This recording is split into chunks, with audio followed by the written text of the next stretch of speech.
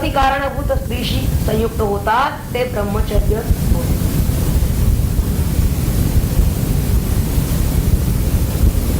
विपुलाद मुनी या मंत्रामध्ये आपल्याला दाखवून देत आहेत की अहोरात्र हाही प्रजापतीच आहे, कारण त्याच्या ठिकाणी सूर्य आणि चंद्र रूपे आहे. दिवसाचा काळ हा प्राणरूप आणि रात्रीचा काळ हा रई रूप. दिवसा प्राणशक्तीचं आधिक्य आहे, त्यामुळे देहाला क्षीणता आणणार जे रतिसुख ते दिवसा त्यांनी त्याज्य मानलेलं आहे, कारण त्यामुळे प्राणशक्तीचा ऱ्हास होतो. आणि रात्रीवर रईच आधिपत्य आहे, त्यामुळे रात्रीच्या वेळी केलेला रती प्रसंग हा आत्म्याचा घात करणारा होत नाही. उलट ते रतिसुख त्याला त्याचं ब्रह्मचर्य भंग पावत नाही किंवा रक्षण करत ब्रह्मचर्यावर. आता सूर्य दिवसा असतो म्हणून दिवस हा प्राण आहे आणि सूर्य हा प्राणकारक आहे, कारण त्याचं कारण असं आहे सूर्य हा प्राणकारक आहे. आणि त्यासाठी दिवसा म्हणजे सूर्य प्रकाशत असताना प्राण उन्नत करण्याचं कार्य आपण करायला पाहिजे. त्याऐवजी जर रतिसुख घेईल तर मग प्राण म्हणजे ऊर्जा नष्ट होईल.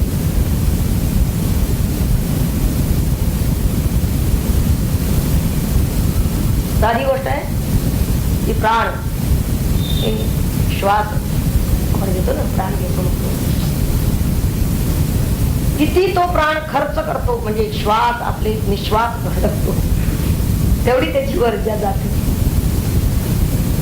तर इथे तरी सांगितलंय की एरवीच्या कामाच्या कार्यामध्ये त्याची ऊर्जा खर्च होत नाही. त्याचा आकडेवारी त्यांनी सरळ दिलेली अशी की रतिसुखाच्या वेळी 36 मिनिटाला त्याचे 36 निश्वास म्हणजे प्राण ऊर्जा जाते. ते घेत असतो कसा एका मिनिटामध्ये किती होतात? 18 होतात. 18 जास्ती असं होतात असं त्यांचा म्हणजे जीवशास्त्राचा त्याच्यावरचा आकडा. आणि तो रतिसुखाच्या वेळी मात्र 36 घालवतो, याचा अर्थ किती त्याची ऊर्जा खर्च होते. तेव्हा इथं त्यांनी म्हणलेलं आहे रात्री चंद्र असतो आणि चंद्राशी संबंधित म्हणून रात्रीला रई असं म्हणलेलं आहे. रई ही जडाशी संबंधित असते आणि शरीर आपलं जड आहे म्हणून रई ही शरीराशी संबंधित आहे. तेव्हा शरीर सुख रात्रीच घ्यावं, त्यामुळं प्राण ऊर्जेचं रक्षण होतं. मात्र ज्यांना शरीर सुख हवं आहे त्यांच्यासाठी हा नियम म्हणून घालून दिलेला आहे की त्यांनी असं काही सरसकट विधान हे केलेलं नाही की सर्वांनी असंच करावं असं त्यांचं म्हणणं नाही. तर ज्यांना नैष्ठिक ब्रह्मचर्य पाळता येत असेल त्या तीव्र मुमुक्षूंनी, ज्यांना हे क्रिया लवकर गाठायचंय त्यांनी भले नैष्ठिक ब्रह्मचर्यच पाळावं, पण ज्यांना हे शक्य नाही, जे या गोष्टीला समर्थ नाही, त्यांच्यासाठी म्हणून हा नियम सांगितलेला आहे, हे लक्षात घ्यायला पाहिजे. याचा अर्थ सर्वांनी असंच करावं असं सांगण्याचा इथे विपुलाद मुनींचा हेतू नाही किंवा श्रुती माऊलीचा हा उद्देशच नाही. तर जे नैष्ठिक ब्रह्मचर्य पाळायला असमर्थ आहे त्यांच्यासाठी कनवाळूपणे या श्रुती माऊलीने ही सूट दिलेली आहे. थोडा पर्याय दिलेला आहे म्हणूया. असं जमत नाही तर मग कसं करायचं असं जे लोक विचारतात त्यांच्यासाठी. ज्यांना एखादं कडक व्रत पाळता येत नाही त्यांना थोडं सौम्य व्रत सांगितलं जातं, तसंही आहे.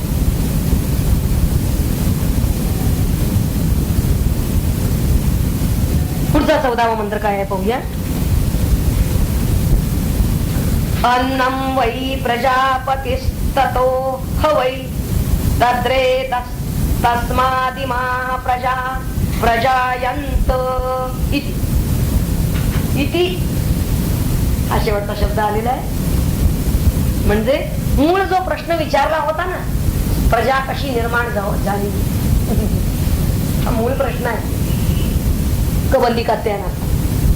तेव्हा किती या शब्दानं लक्षात येईल आपल्या की या मंत्रामध्ये त्याचं उत्तर पूर्ण जवळजवळ होत आलेलं आहे. अन्वय आणि पाहूया या मंत्राचा. अन्नम वै प्रजापती ततो हो वै तत्रेतः तस्मात् इमा प्रजा प्रजायन्ते प्रजायन्तो इति. अर्थ असा आहे, अन्न हाच प्रजापती होय आणि त्याच्यापासूनच ते रेत म्हणजे वीर्य निर्माण होते आणि त्या वीर्यापासूनच ही प्रजा निर्माण होते. म्हणजे कबंदी कात्यायनानं सर्व प्रजा कोणापासून निर्माण होते असा प्रश्न जो पिप्पलाद मुनींना विचारला होता. पिप्पलाद मुनींनी चंद्र आदित्य यांच्या मिथुनापासून अहोरात्राच्या मिथुनापर्यंत क्रमाने सांगत सांगत अनेक मिथुन होऊन गेली आतापर्यंत. आता ते अन्न आणि त्याच्याद्वारा शोणित आणि रेत यांच्याद्वारा प्रजा निर्माण होते असा निर्णय त्यांनी केलेला आहे. आणि म्हणून त्यांनी अन्नरूप जो प्रजापती त्याच्यापासून रेत म्हणजे वीर्य निर्माण होते असं म्हणलेलं आहे. स्त्री पुरुषांच्या पोटामध्ये अन्नोदक गेलं, अन्न आणि त्याच्यावर उदक पाहिजे, हे गेलं की मग जठराग्नीनं त्यांचा परिपाक होतो आणि मग जठराग्नी घुसळण झाल्यानंतर रस रक्त मांस मेद मज्जा स्नायू अस्थि वीर्य अशा क्रमानं स्थूल शरीराचं कारण म्हणजे स्थूल शरीर ज्यातून निर्माण होणार आहे असं ते शुक्र शोणित रूप बीज तयार होतं. पुरुषाच्या ठिकाणी असलेलं ते वीर्य ऋतुकाली स्त्रीच्या ठिकाणी प्रविष्ट होतं आणि त्यापासून मनुष्य आदी प्रजा निर्माण होते. प्रत्यक्ष प्रजा निर्मिती ही देहस्थानावरून कशी होते या संबंधीचा विचार या मंत्रात आलेला आहे. आणि अन्नाला पूर्ण ब्रह्म म्हटलेलं आहे हेही लक्षात घ्या. याचं कारण अन्नामध्येच रई आणि प्राण हे दोन्ही आहेत म्हणून त्याला पूर्ण ब्रह्म म्हणलेलं आहे. प्राण आणि रई या मिथुनातूनच प्रजापतीने प्रजा निर्माण केली हे विधान आपल्याला आठवत असेल. तेव्हा अन्नातून प्रजा निर्मितीसाठी आवश्यक असणारे शुक्र आणि शोणित हे बनत आणि म्हणून अन्नाला त्यांनी प्रजापती असं म्हणलेलं आहे. कारण प्रजेचा तो निर्माताही आहे आणि प्रजेचा पालन करता सुद्धा. पती या शब्दामध्ये दोन अर्थ आहेत.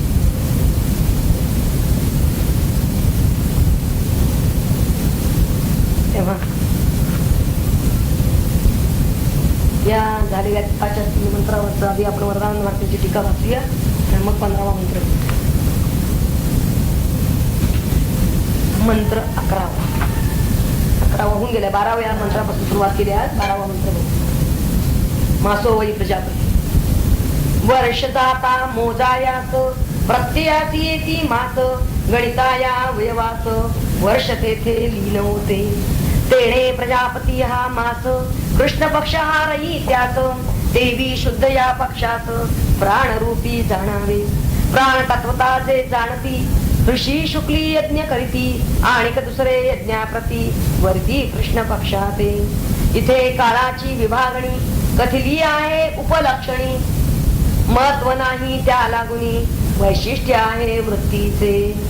प्राण तत्व जे जाणती म्हणजे निष्काम ज्यांची वृत्ती ते जीव्रते आचरती जाणावी ती शुक्ल पक्षी. निर्लोभाचा न लागे वारा कृष्ण पक्ष तो साजरा.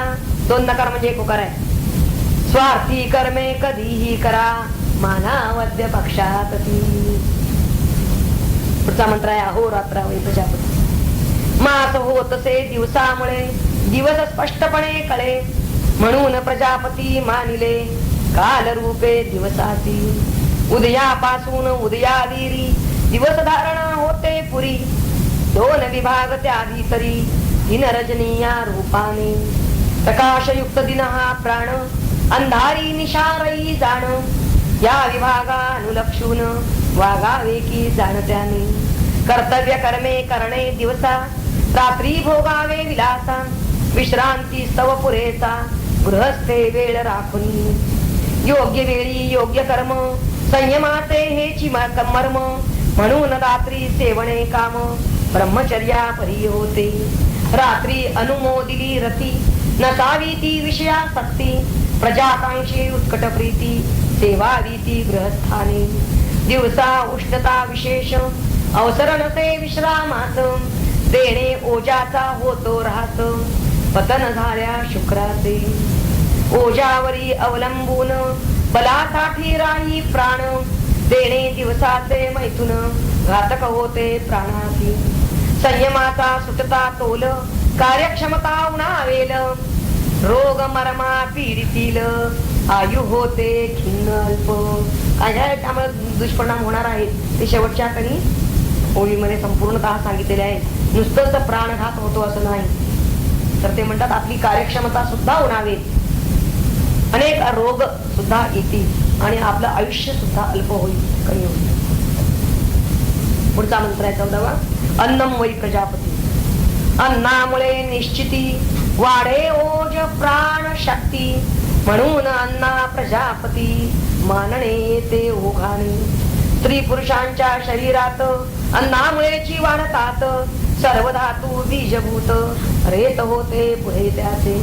स्त्री बीज ते जाण रई पुरुष बीज प्राणा ठाई. मिलनाने त्यांच्या होई प्रजावृद्धी पृथ्वी सवे मध्ये. नाना रूपे विद्यमान सर्व ठाई असती प्राण. हेच मिथुन अधिष्ठान होते साऱ्या निर्मितीचे. मंत्र 15वा. तद्देह वै तत् प्रजापतिव्रतम् चरन्ति ते मिथुनम् उत्पादयन्ते. तेषामेवैष ब्रह्मलोको येषां तपो ब्रह्मचर्यम् येषु सत्यं प्रतिष्ठितम्. अनुयास आहे तत् एह वै तत् प्रजापतिव्रतं चरन् तेषां ते मिथुनम् उत्पादयन्ते. तेषाम् एव एषः ब्रह्मलोकः. येषां तपः ब्रह्मचर्यं येषु सत्यं प्रतिष्ठितम्. आणि पुन्हा पुन्हा सांगण्याचं कारण एकच, ते विलेची सेवा अन्न घेतलेची घ्यावी जीवन तैसे श्रवण मनन विलेची करा. असं सांगण्यामध्ये 2 गोष्टी असतात की ती गोष्ट तितकीच महत्वाची असते म्हणून पुन्हा सांगितली जाते. की एकदा जर सरळ ऐकलं नसेल, अवधान जर नसेल तर पुन्हा सांगितलं तर कदाचित लक्षात येईल. आणि पुन्हा पुन्हा सांगण्यामध्ये सांगणाऱ्याचंही अगत्य आहे, आस्था आहे त्याला स्वतःला त्या गोष्टीबद्दल आस्था अधिक विशेष वाटते आणि दुसऱ्यांनाही तशी अगत्य तशी आस्था ठेवावी हा उद्देश असतो. आणि शास्त्रामध्ये हा दोष मानलेला नाहीये पुन्हा पुन्हा सांगणे. तेव्हा इथं त्यांनी जे तपा ब्रह्मचर्य पुन्हा होते. आधी अर्थ बघूया मूळ मंत्राचा. जे प्रजाप्रती व्रत करतात, प्रजाप्रती व्रतं चरंती ते मिथुनम् उत्पादयन्ते. मिथुन कोणतं? पुत्र आणि कन्या. पुत्र आणि कन्या निर्माण करतात. पण प्रजापती व्रत एवढंच केलं म्हणजे सगळं आयुष्याचं सार्थक झालं असं नाही. कारण असं करणारे बरेच जीव आहेत, म्हणजे मनुष्य मात्र आहे. इथं विषय कोणता चाललेला आहे तर आपल्याला ब्रह्मलोक प्राप्ती कशी होईल, तर आपण जन्माला आलो आणि त्यानंतर आपणही प्रजा निर्माण करू शकलो, पितृऋणातून मुक्त झालो. तेवढ्यानं त्याच्या मनुष्य जीवनाचं ती कर्तव्यता होत नाही, तेवढ्यानं त्याला ब्रह्मलोक प्राप्ती होत नाही.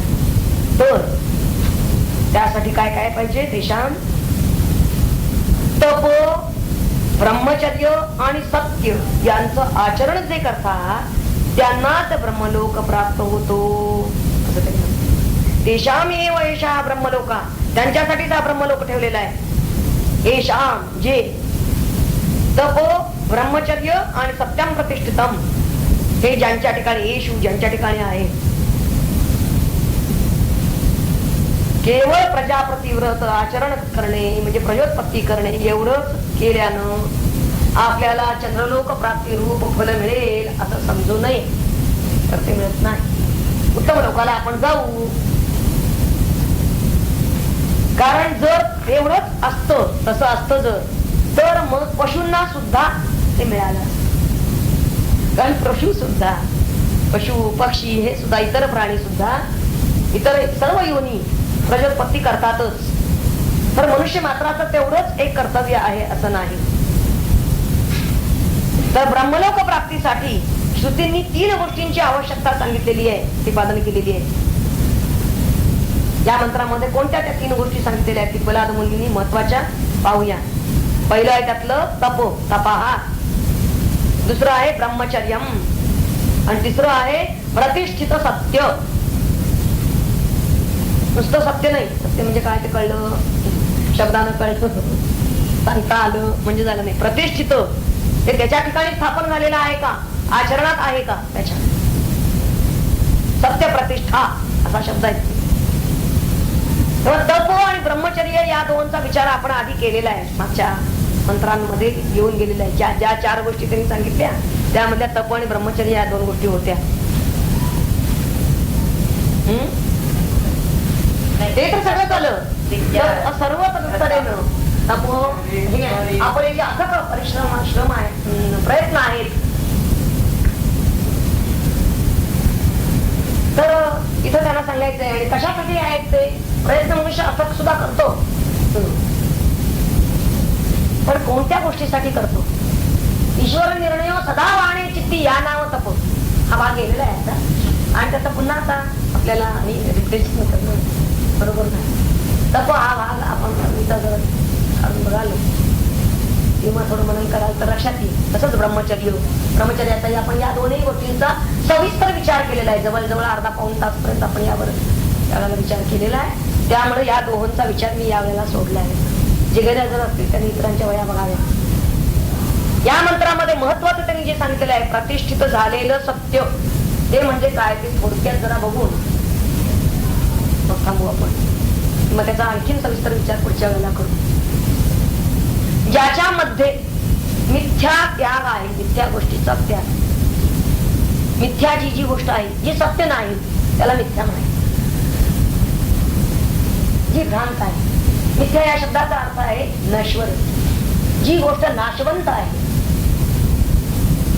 जी सत्याच्या कसोटीला उतरू शकत नाही, म्हणजे जिचं अस्तित्व किंवा वस्तुत्व सिद्ध होऊ शकत नाही, ते अबाधित नाही, ते बाधित होऊ शकत, अशी जी गोष्ट आहे तिला मिथ्या असं म्हणलेलं आहे. तेव्हा मिथ्या गोष्टींचा त्याग अपेक्षित आहे. तसंच मिथ्या भाषण सुद्धा तेव्हाही करू नये असं म्हणलेलं आहे. आणि जे सत्य क्षणभर सुद्धा व्यभिचार पावत नाही आणि स्थिर राहतो त्याला प्रतिष्ठित सत्य म्हणलेलं आहे. जे स्थिर आहे म्हणजे सत्याचरण ते असं की जे सतत सर्व खाली सर्व परिस्थितीमध्ये अखंड चालू आहे, आणि ते प्रतिष्ठित झालेलं सत्य, ज्याच्यामध्ये वृत्तीचा सरळपणा आहे. इतकंच काय, खोटेपणा अजिबात नाही, भोंदूपणा नाही, मुख्यत्वे जे ज्यामध्ये वाकडेपणा नाही, असं जे सत्य ज्यांच्यात प्रतिष्ठित झालेलं आहे आणि ज्यांनी तपानं ज्ञान संपादन केलेलं आहे, ब्रह्मचर्यानं प्राणशक्तीचं रक्षण केलेलं आहे, आणि जे ब्रह्मभावाने आचरण करतात. ब्रह्मचर्या शब्दाचे 2ही अर्थ आपण पाहिलेले होते. प्राणशक्तीचं रक्षण करणं, आपली प्राणशक्ती न वाया घालवणे, हाही ब्रह्मचर्याचा जसा अर्थ आहे, ऊर्जा रक्षण, तसंच ब्रह्मभावानं आचरण करणं, मी वासुदेव सर्वमिती, हा भाव त्याच्या चित्तामध्ये असणं आणि त्या भावानं आचरण करणं, त्याला ब्रह्मचर्यम. ब्रह्मभावानं चरंती म्हणजे आचरण करतात, आणि सत्यानं वागून ब्रह्म प्रसन्नता जोडली जाते. हे महत्वाचं. सत्यम प्रतिष्ठितम इतकं का महत्वाचं, तर ब्रह्म प्रसन्नता जोडणं हा भाग सत्याचरणानच होईल, आणि मग त्याला ब्रह्मलोक प्राप्ती होईल. केव्हा होईल त्याला ब्रह्मलोक प्राप्ती असं जर वाटत असेल तर त्यानं या 3 गोष्टी लक्षात ठेवाव्या. वरदान भारती काय म्हणतात पाहू. 15वा म्हणतोय ना, हिरण्य गर्भापासून सगळी द्वंद्वेची का जन्म आली, ज्या योगे ही निर्माण झाली सृष्टी नाना प्रकारची. होऊन स्त्री पुरुष बीज पूर्णतेचे जाते काज, चंद्रगतीने पुढे सहज प्रजावृत्ती होत राही. नाना विद्या नाना कला शोभा देती महितला, शासन संस्था जन्माला येते त्यांच्या रक्षणाची. परस्परांना सुख देती अशा व्यवहार पद्धती, क्रमे विस्तार पावती नीती न्याया सांभाळून. या सर्वांचे ठेवून भान करीतो जो विहिताचरण, प्रजा पिता पतिव्रता पूर्ण त्यांनी जाणा अनुष्ठिले. मिळे संतती संपत्ती मान सन्मान तोही जगती, तिन्ही ऋणे ते फेडिती दक्ष राहून कर्तव्या. देवऋण पितृऋण आणि अतिथी. देवऋण ऋषी ऋण म्हणले नाही ते. देवऋण ऋषी ऋण पितृऋण अशी 3 ऋणे घेऊनच जनन मानवाचे येत होते. चांग करिता इष्टा पुरते. इष्ट आणि पूर्त अशी का माहिती. इष्ट म्हणजे स्वतःला इष्ट आपल्या हितासाठी केलेलं, आणि पूर्त म्हणजे दुसऱ्याच्या हितासाठी केलेलं परोपकाराची कामे. देवांचे की ऋण पिटते. पितृ म्हणजे इष्ट आणि पूर्त कर्म केल्यानं देवऋणातून आपण मुक्त होतो. पितृऋण फेडिता येते. पुत्र देवोनी जन्म देवोनी पुत्रांना. पितृऋणातून मुक्तता पुत्र जन्मानं होते. चांगली विद्या अभ्यासावी ती दुसऱ्याची शिकवावी, ग्रंथ संपत्ती निर्मावी ऋण ऋषींचे फेडाया. ऋषी ऋणातून मग तो मुक्त होतो. आपण विद्याभ्यास करतो, दुसऱ्यांना विद्या शिकवतो, ग्रंथ निर्मिती करतो. असे वागून शास्त्राधारे जीवन जो घालवी सारे, उत्तम रीती होत पुरे प्रजाप्रती व्रत त्याचे. काय महात्म्यांचा आपण ग्रंथ वाचायचे तर तिथे त्यांनी फक्त एक शब्द वापरलेला आहे. प्रजापती व्रत म्हणजे प्रजापती व्रत चालवतात म्हणजे काय करतात, नुसती प्रजा उत्पत्ती करतात नव्हे, तर या 3ही ऋणातून जो मुक्त होतो त्यासाठी त्याला प्रजापती व्रत म्हणलेलं आहे. उत्तम रीती होत पुरे प्रजापती व्रत त्याचे. या पुण्याच्या बळावरती हे प्रजापती व्रत करणारा तो पुण्यवान आहे. या पुण्याच्या बळावरती जाई चंद्रलोकाप्रती, तेथे सुखे विविध रीती भोगून येतो जन्माती. म्हणजे ही 3 ऋणातून मुक्त झालेला सुद्धा पुन्हा ते दिव्य भोग भोगूनही पुन्हा तो जन्माला येणार. मार्ग त्याचा दक्षिणायन जो दे पुनरावर्तन, अशा प्रकारे गतिमान चक्र राही संस्कृतीचे. पुनरभिजनम पुनरभिमान. परंतु ज्यांचे जीवन उदात्ताचे लोभहीन. कसं जीवन पाहिजे त्यांचं, उदात्त म्हणजे कसं लोभहीन, ईश्वरी श्रद्धा ठेवून आस्तिक्य वृत्तीचा पाहिजे. सारी कृत्ये करीती जे. तेजस्वी जे सत्यामुळे पवित्र जे तपोमुळे. सत्यामुळे तेजस्विता येते, तपामुळे पवित्रता येते. संयमाच्या योगे झाले आदर्श जे सर्वाप्रती. ब्रह्मचर्यानं तो आदर्श झाला. निर्मळ ज्याचे अंतःकरण, विशुद्ध ज्यांचे आचरण, प्रचितीचे आत्मज्ञान चालणे लाभले ज्या. ही अर्धी ओवी जबरदस्त आहे पहा. प्रचितीचे आत्मज्ञान साधनेने लाभले ज्या. म्हणजे त्यात तप आलं, साधनेनं लाभलेलं आहे म्हणून तप आलं. ब्रह्मचर्य त्यांना आत्मज्ञान ज्ञान हे ज्ञानासाठी वैराग्याचा तागा लागतो त्याला. पाया तिथं जर वैराग्याचं नसेल तर ज्ञान टिकू शकत नाही. आणि प्रचिती आहे त्याच्या ठिकाणी. प्रचिती याचा अर्थ सत्य असतो, सत्याचीच प्रचिती असते. ते त्या ब्रह्मलोकी जाती. कोण कोण? तेजस्वी जे सत्यामुळे, पवित्र जे तपोबळे, संयमाच्या योगे झाले आदर्श जे सर्व, निर्मळ ज्यांचे अंतःकरण, विशुद्ध ज्यांचे आचरण, प्रचितीचे आत्मज्ञान साधनेने लाभले ज्या. ते त्या ब्रह्मलोकी जाती जिथून ना पुनरावृत्ती. आता त्याला पुनरावृत्ती नाही, पुन्हा जन्माला यावं लागणार नाही, पुन्हा देह घ्यावा लागणार नाही. देहाच्या खोड्यातून त्याची सुटका झाली म्हणजेच मुक्ती झाली.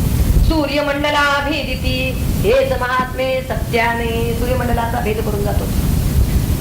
बाकीच्या हा सूर्य ग्रहण कक्षेत सूर्याच्या मंडल कक्षेमध्ये त्या गुरुत्वाकर्षण कक्षा जी आहे म्हणजे त्यामध्ये त्याला फिरावं लागतं. म्हणजे पुन्हा त्याला पृथ्वीवर यावंच लागतं. पण सूर्यमंडलाचा भेद करून जो जातो त्याला मात्र पुन्हा या पृथ्वीतलावर यावं लागत नाही. आता शांत पाठ राहिलेला आहे आपण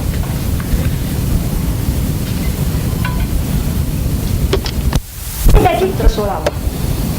तेषामसौ विरजो ब्रह्मलोको नयेषु जिह्नम् अमृतं न माया चेति. अन्वयभूयति तेषाम् एव असौ ब्रह्मलोकाः. कुठला? विरजः ब्रह्मलोकाः. येषु न जिन्नम् अमृतं न माया च. अर्थ असा आहे तेषाम म्हणजे त्यांनाच, तेषाम एव म्हणजे त्यांनाच, विरजः ब्रह्मलोक असौ म्हणजे हा शुद्ध ब्रह्मलोक. विरज म्हणजे शुद्ध. त्यांना हा शुद्ध ब्रह्मलोक मिळतो. न येषु ज्यांच्यामध्ये जिन्नम म्हणजे कुटिलता, अनृतम कुटिलता म्हणजे वाकडेपणा, वक्रता, अनृतम म्हणजे खोटेपणा, असत्य, आणि मायांच आणि माया नाही, न त्यांनाच ब्रह्मलोक मिळतो.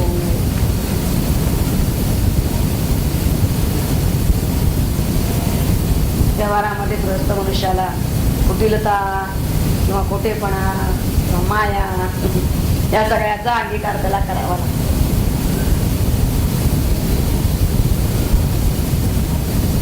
माईक म्हणजे आवाज, माया याचा अर्थ भास, त्याला भासवून द्यावं लागतं जरी त्याच्याकडे असो नसो तरी त्याला भासवून द्यावं लागतं आहे. तेव्हा गृहस्थ मनुष्याला या 3 गोष्टी ज्या आहेत त्या प्रसंगी त्यांचा अंगीकार करावा लागतो. हो, जे ब्रह्मचारी आहेत, वानप्रस्थ घेतलेले लोक आहेत आणि जे संन्यासी आहेत त्यांना मात्र कुटिलता, खोटेपणा आणि माया यांचा त्यांनी अवलंब ते करत नसतात, त्यांना करावा लागत नाही. आणि असे जे ज्ञानयुक्त, उपासनायुक्त, कर्मवान अशा लोकांना हा विशुद्ध ब्रह्मलोक प्राप्त होतो.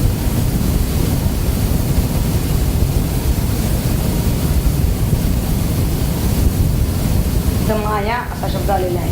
माया याचा अर्थ मिथ्याचरण. माया म्हणजे मिथ्या किंवा मिथ्याचरण करणारा जो आहे, दांभिक, गोंधुगिरी करणारा किंवा कपट, म्हणजे लोकांना बाहेर एक दाखवून त्याच्या विरुद्ध वर्तन आपण करायचं, याला माया म्हणतात. तेव्हा खोटे आचरण आणि खोटे भाषण, अनृत, हे मुळात मूढांचं वैशिष्ट्य आहे. मूढ जे लोक आहेत, अज्ञानी, आणि जे आसक्त लोक आहेत त्या आसक्त लोकांची तृष्णा आणि लोभ हे गेलेली नसते. हे दोन्ही त्यांच्या ठिकाणी असतं, म्हणूनच ते दीन झालेले असतात. त्यामुळे त्यांची वाणी सत्य भाषण करण्यास कचरत असते. का मनुष्य खोटं बोलतो? तर पुढे त्याचा स्वार्थ दडलेला आहे, लोभ आहे. आणि मन सत्याचरणाला प्रवृत्त होत नाही. त्यांना वाटतं की सगळेच असे वागतात, मग मीच तेवढं सत्यानं का वागायचं? का सत्याचरणाला मन प्रवृत्त होत नाही? त्याचं कारण त्यांच्या मते हे कलियुग आहे, तेव्हा इथे कुटिलता, कपट किंवा असत्य हे चालायचं. असा विचार म्हणता येणार नाही त्याला. असा विचार करून नाही तर विचार करून ते सत्याचा अवहेर करतात. व्यवहारामध्ये सत्याचा अवहेर का केला जातो? सहजगत्या. आणि सत्याचा अवहेर झाला की जन्म मरणाच्या चक्रात पुन्हा पुन्हा पुन्हा पुन्हा पडावंच लागतं. त्याचं फलित म्हणून त्याला काय मिळतं? खरं तर गृहस्थाश्रमामध्येच सर्व गोष्टींची कसोटी लागते. म्हणजे तुम्ही सत्य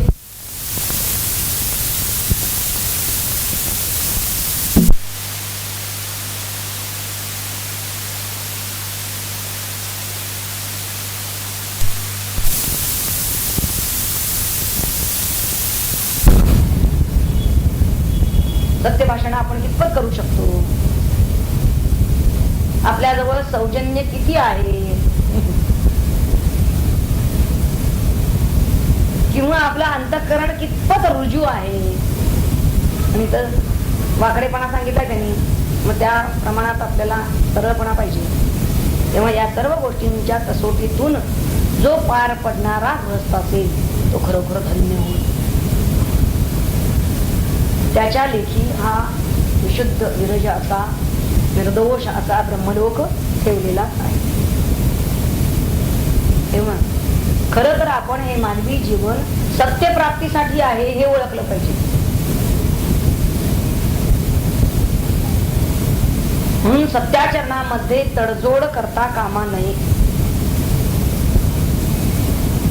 नाहीतर काय होईल? आपण फार मोठ्या लाभाला मुकू. कोणता लाभ सांगितला त्यांनी या मंत्रात? ब्रह्मलोक प्राप्ती. तेव्हा प्रत्येक मनुष्य जर वाकडेपणा, खोटेपणा आणि गोंधूपणा हे सोडून सरळ अगदी प्रामाणिकपणे जर वागू लागला तर मग आपोआप समाजामध्ये शांती नांदे.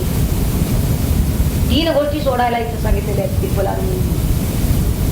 वाकडेपणा, कुटिलता, खोटेपणा, अनृत आणि माया आणि गोंधूपणा. या 3 गोष्टी त्यानं सोडल्या पाहिजे. आणि हे असं वागणं जसं त्याच्या आत्महिताचं आहे तसंच ते जगहिताय सुद्धा आहे. प्रत्येक जण जर चोख वागायला लागला तर आपोआप समाजाचा आणि राष्ट्राचा उत्कर्ष होईल. प्रत्येकानं जर सच्चेपणा ठेवला वागणुकीत तर त्याला स्वतःला तर मनशांती मिळेलच, पण समाजात सुद्धा शांती नांदेल.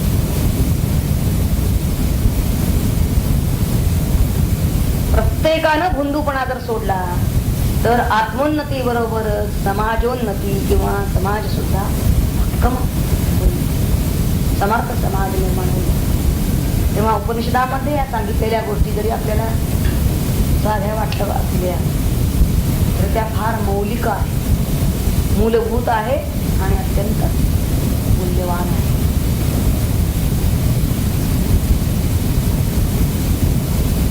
त्या केवळ आपण मंत्र वाचले, या कानानं ऐकलं त्या कानानं सोडून दिलं अशा नाही.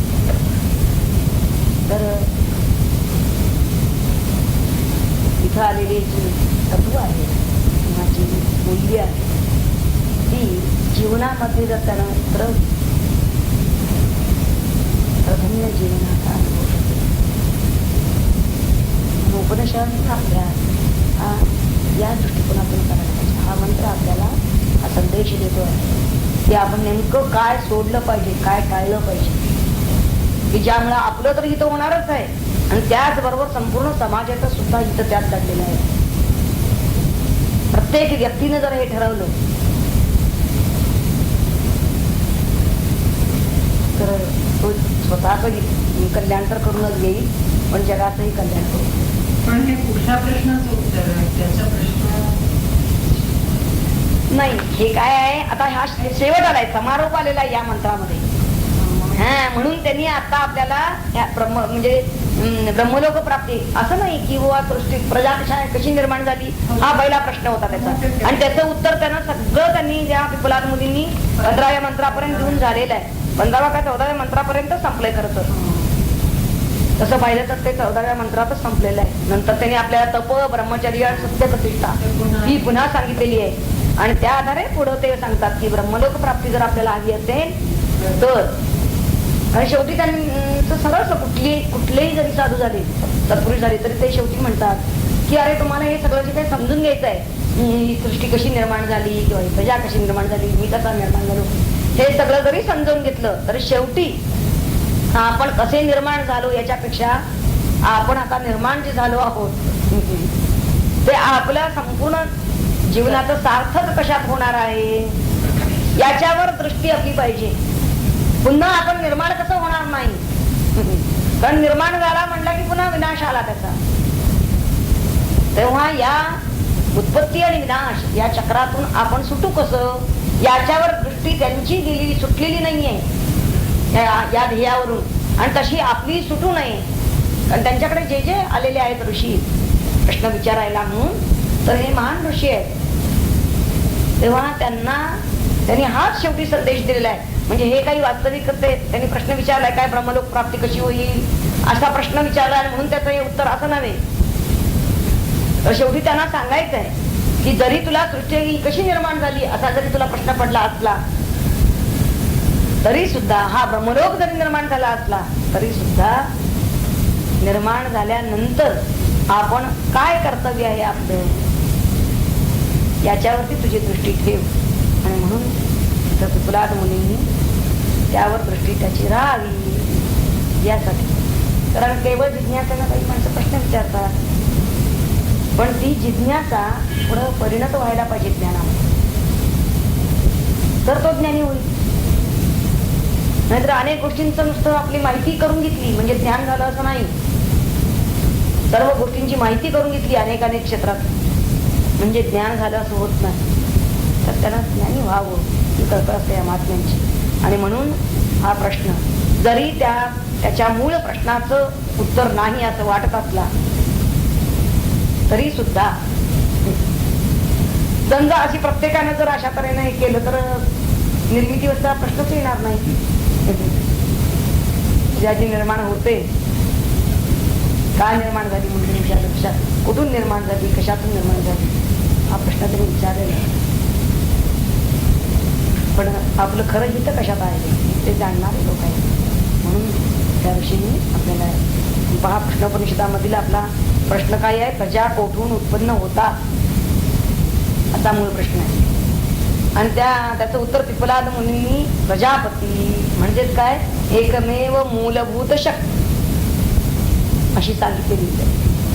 मग त्यासाठी त्यांनी प्रथम काय दिलेलं आहे, रई आणि प्राण ही जोडी दिली, ही जोडी तयार होते. आणि मग त्यातून मिथुन असा शब्द वापरला त्यांनी त्यासाठी, आणि त्यातूनच मग सर्व प्रजा निर्माण होतात असं सांगितलेलं आहे. आणि रई आणि प्राण या ज्या जोड्या आहेत त्या जोड्यांची त्यांनी विविध उदाहरणं दिलेली आहेत आपल्याला.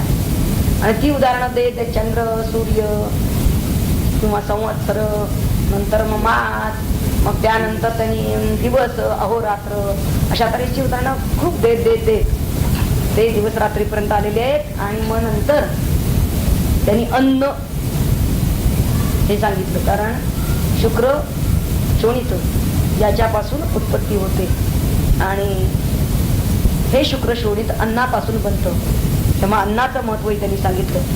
आणि त्यानंतर त्यांनी काळाचं ज्ञान करून दिलं. मग तो का प्रश्न विचारला होता का म्हणलं तर काळाचं जे मधलं ज्ञान करून दिलेलं आहे तर तेही याचसाठी दिलेलं आहे. आणि मग शेवटी ते ब्रह्मप्राप्तीसाठी काय टाळावं आपण हे त्यांनी अत्यंत मार्मिकपणे सांगितलं.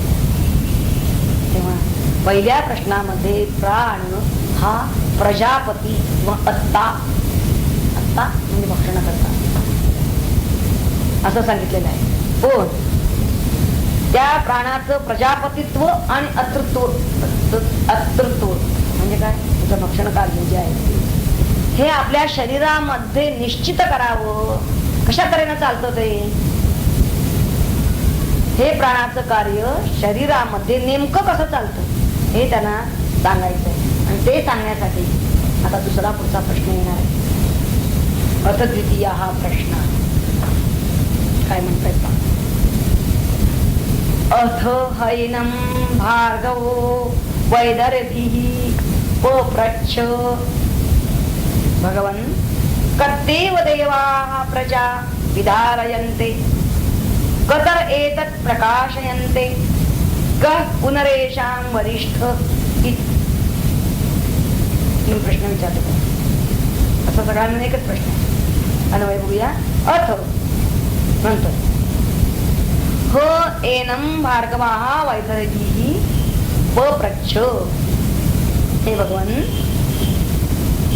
कति एव देवाः प्रजाः विधारयन्ते कतरे एतत् प्रकाशयन्ते येषां वरिष्ठः कः पुनः. अर्थ बघूया. नंतर त्या पिप्पलाद मुनींना एनम म्हणजे याला म्हणजे पिप्पलाद मुनी भार्गवाः वैदर्भी वैदर्भी भार्गव न भार्गव वैदर्भी पप्रच्छ विचारू लागला. हे भगवन कति एव देवाः प्रजा विधारयन्ते. किती देव प्रजेचे विशेषतः धारण करतात.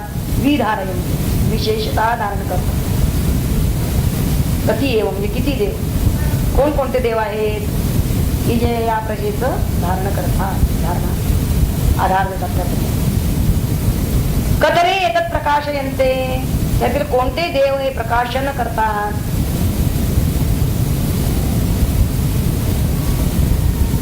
येषां वरिष्ठः कः पुनः.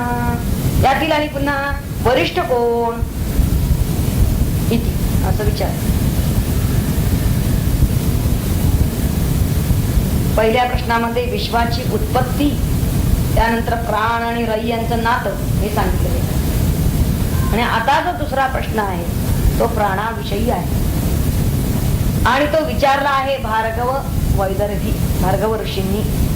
भार्गव म्हणजे भृगु वंशातील अथर्वण ऋषी हे अथर्व वेदाचे मूळ प्रणेते आहे. भृगु वंशामधील अथर्वण हे त्यांचं नाव. हे ऋषी हे अथर्व वेदाचे मूळ प्रणेते आणि या भृगुकुळाने अथर्व वेद विकसित केला. तेव्हा भार्गव ऋषी हे सुद्धा विविध प्रयोग करणारे ऋषी होते. प्रश्न विचारणारे हे सामान्य लोक नव्हते. लक्षात घ्या. त्यांनी असे प्रयोग केलेले आहेत की पशु पक्ष्यांच्यावर सुद्धा त्यांनी शस्त्रक्रिया केलेली आहे असे उल्लेख आढळतात त्या भार्गव ऋषी. तेव्हा त्यांनी अथर्व वेदाचा आद्य संकलन करता असे ते पिप्पलाद मुनी त्या मुनींना प्रश्न विचारलेला आहे. आणि हे पिप्पलाद मुनी कोण सुरुवातीला आपण पाहिलेलं आहे. पिप्पलाद मुनी हे महर्षी व्यासांच्या अथर्व वेदाच्या शिष्य परंपरेतील जो देवदर्श नावाचा शिष्य होता त्या देवदर्श त्या आचार्यांचा हा शिष्य पिप्पलाद. पिप्पलाद हे एक महान तत्वज्ञ होते हे दर्शवण्यासाठी इथे या मंत्रात त्यांचा भगवन असा निर्देश सन्मानाने केलेला आहे. हे जे संबोधन भगवन वापरले हे सन्मानाने. आता या हा प्रश्न काय विचारतो पहा की देह कसे निर्माण झाले हे आम्हाला कळलं. कोण त्या देहाचा सांभाळ कोण करतो हा प्रश्न इथे विचारलेला आहे. त्या देहाचा आधार सांभाळ करणारा कोण आहे. विदर्भ देशामधील जे भृगुकुलोत्पन्न ऋषी प्रश्न विचारत आहेत की कोणत्या शक्ती या शरीराचे धारण करतात. कती देवा. त्यापैकी कोणत्या शक्ती त्यांचं प्रकाशन करतात आणि त्यांच्यापैकी सर्वात प्रबळ कोण. म्हणजे प्रत्येक इंद्रियाला कार्यान्वित करणारा आणि शक्तिमान असा जो अधिष्ठाता त्याला त्यांनी इथं देव असा शब्द वापरलेला आहे. देव शब्दाचा मूळ अर्थ आहे प्रकाशमान.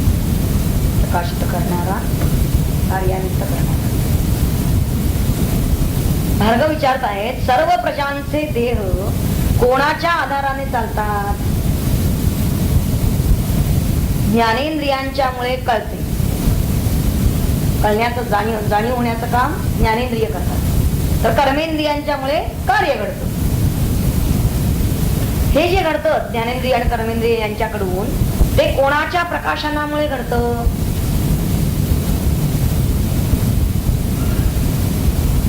कार्यकरण संघात म्हणजेच देहेंद्रिय संघात. यामध्ये श्रेष्ठ कोण? संपूर्ण देहेंद्रिय संघातामध्ये श्रेष्ठ कोण आहे? अतिशय समंजस असा प्रश्न या भार्गव ऋषींनी विचारलेला आहे. आणि आता पिपलाद त्याला काय उत्तर देत आहेत ते आपण पाहिलं.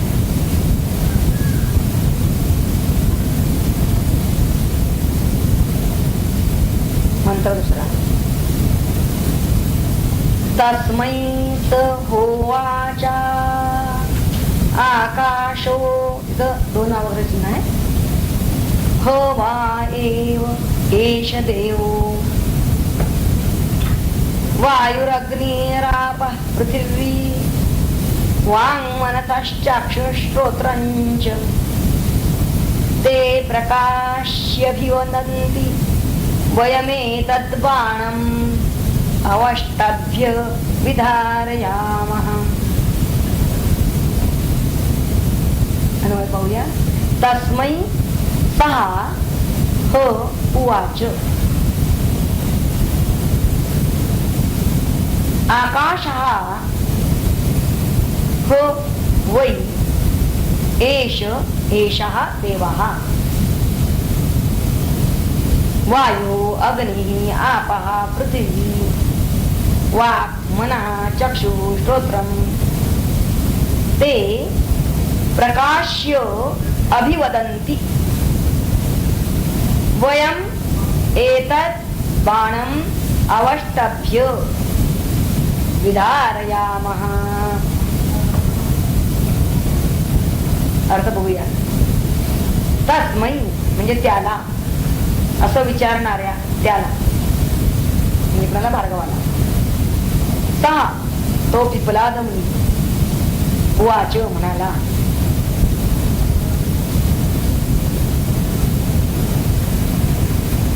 तो प्रसिद्ध देव एषः देवः. होय एषः देवा, तो प्रसिद्ध देव. आकाशः आकाशच आहे.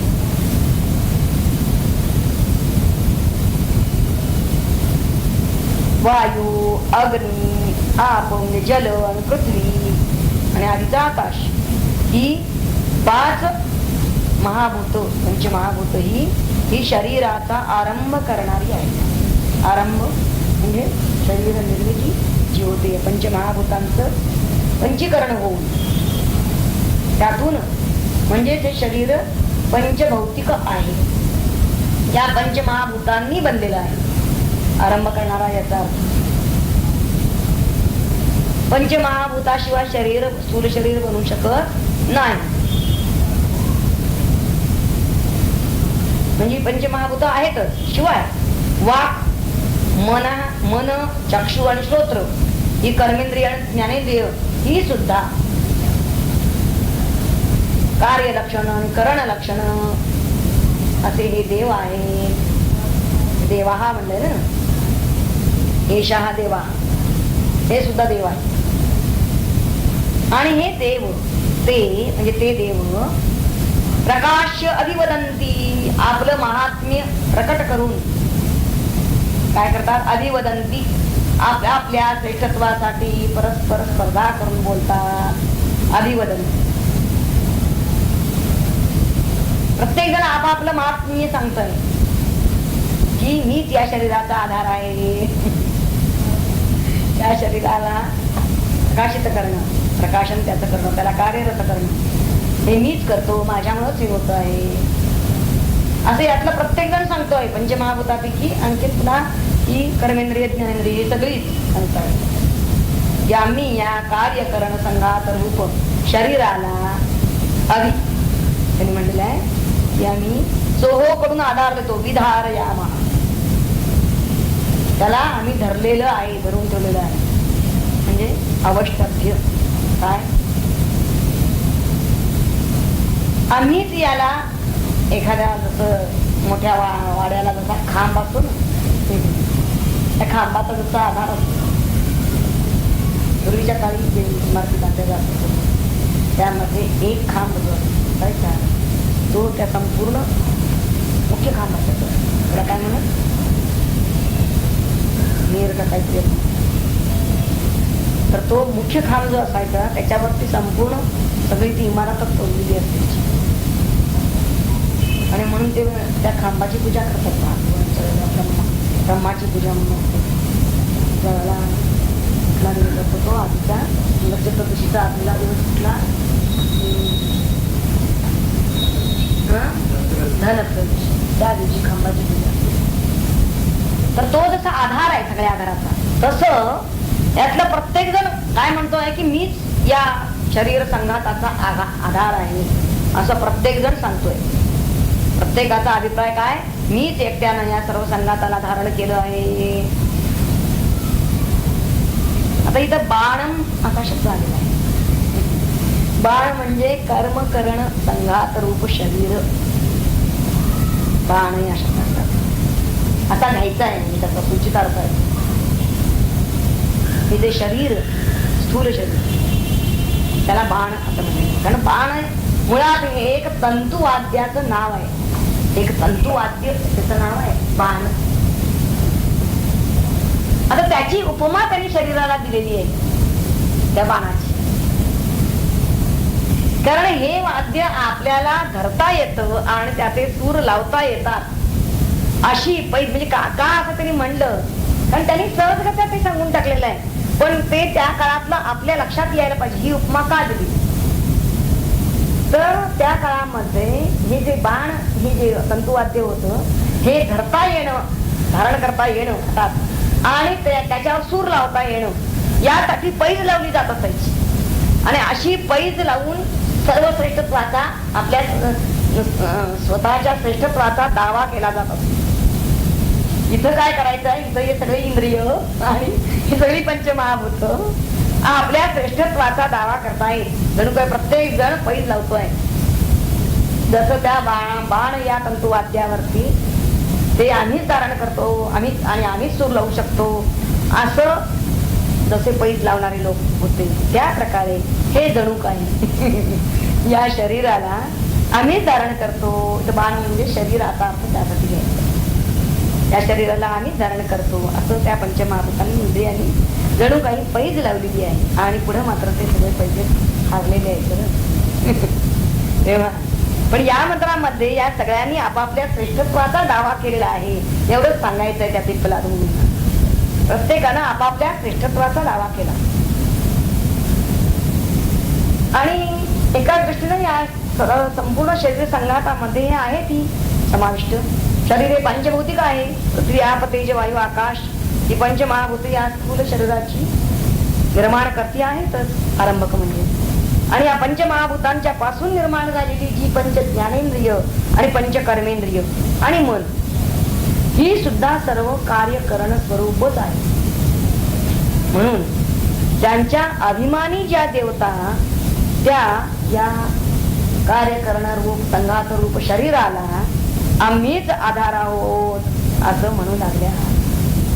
आणि प्रत्येकाचा अभिमान त्या ठिकाणी जागृत होऊन मीच श्रेष्ठ अशी स्पर्धा त्यांच्यामध्ये सुरू झाली. वायू, अग्नी, जल आणि पृथ्वी ही चार महाभूत आणि वाक, मन, चक्षु, श्रोत्र ही इंद्रिय ही म्हणू लागली की आम्हीच हे शरीर धारण करतो. कारण आम्ही प्रकट होतो, ही सगळी प्रकट आहे. मात्र आकाश स्वतः कधीही प्रकट होत नाही. आकाश, काश या शब्दाचा अर्थ आहे प्रकट होणे. आणि आ हा उपसर्ग नकार किंवा उलट अर्थ देतो. हा उपसर्ग म्हणून प्रकट होत नाही या अर्थी आकाश हा शब्द विसर्गाने त्याची उत्पत्ती केलेली आहे. विसर्गाने तर इथं आकाश हे प्रकट न होणारं तत्व आहे. म्हणून हे इतरांचं म्हणणं असं आहे, ही कल्पना केलेली आहे नुसती. इतर जे आहेत म्हणजे वायू, अग्नी, जल, पृथ्वी आणि वाक, मन, चक्षु, श्रोत्र, या सगळ्यांचं म्हणणं असं आहे की आम्ही प्रकट झालेलो आहोत, त्यामुळं आमचंच शरीर बनलेलं आहे. प्रत्यक्षात आम्ही या शरीरामध्ये प्रकट झालो आहोत, म्हणून आम्हीच शरीराचे धारण करतो. आकाश काही असं यात प्रकट झालेलं नाही असं त्यांचं म्हणणं. पण गंमत अशी आहे की फुलाद मुनी असं म्हणतात की आकाशामध्ये सगळी बसलेली आहेत, तेव्हा आकाश प्रकट जरी झालं नसलं तरी तेच एषा देवा, तेच सर्वांचा आधार आहे. आकाश जर नसेल तर इतर सर्व महाभूत आणि ही इंद्रिय ही राहणारच नाही.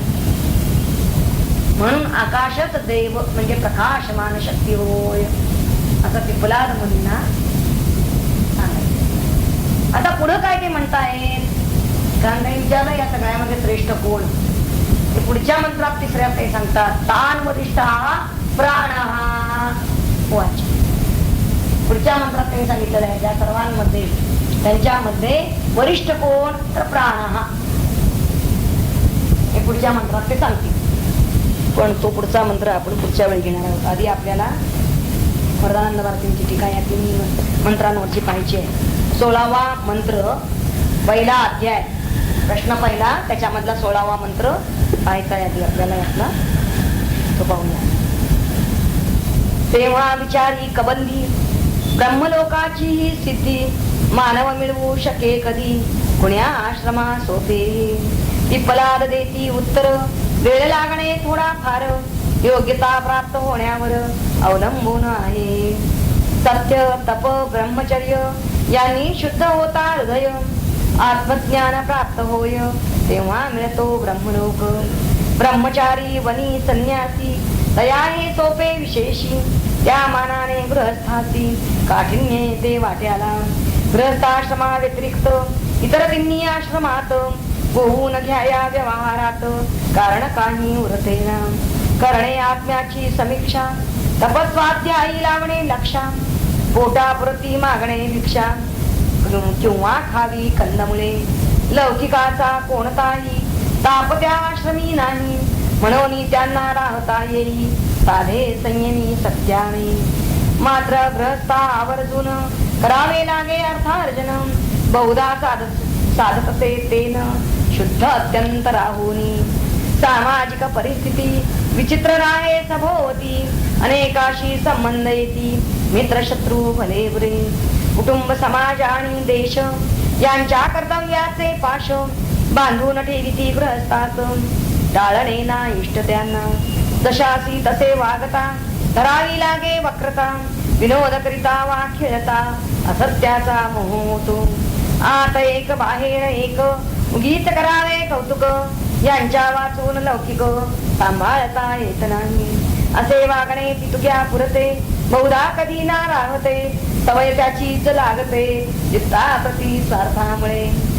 जशी वेशेच्या संगती भ्रष्ट होई कुलसती, होते तशी ग्रहस्थ वृत्ती लौकिकाची सांभाळता.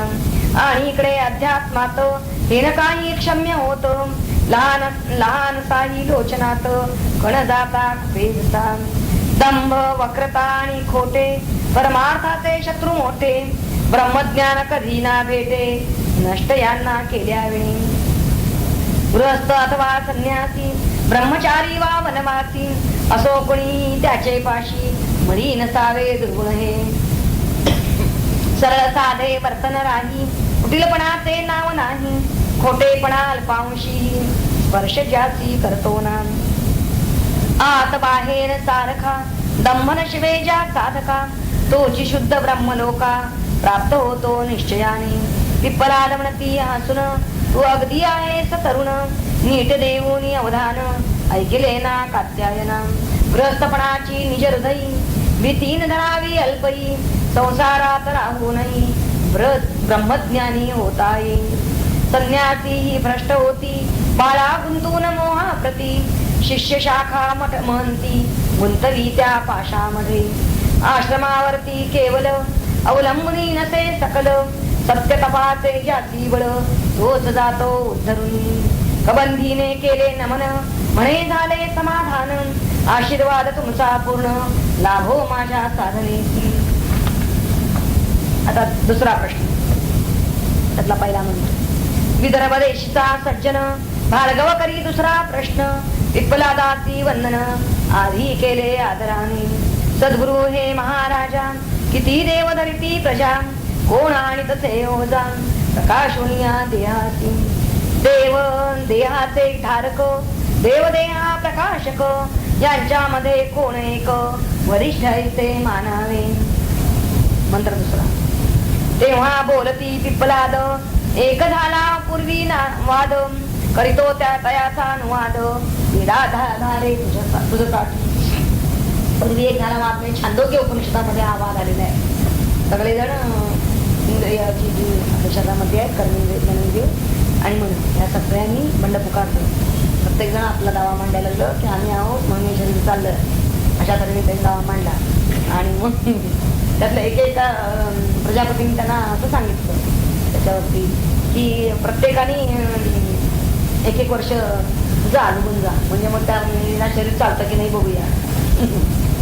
प्रत्येक जण एक जण गेला परंतु काही शरीर चालू राहिलं. परंतु ज्या क्षणी प्राण निघाले जाण्याच्या तयारीत राहिले त्या क्षणी सगळीच इंद्रिय आणि सगळेच त्यांचंच आयुष्य संपुष्टात यायला लागलं. आणि म्हणून त्यावेळी सर्वांनी त्याला प्राणाला सांगितलं की तू जाऊ नको तूच खरा आमचा आधार आहे. तेव्हा बोलती पिप्पलाद एक झाला पूर्वी वाद. करीतो तयाचा अनुवाद वेदाधारे तुझसाठी. तुझ्या प्रश्नाचे उत्तर त्यात मिळेल घेता सार. सृष्टी आणि हे शरीर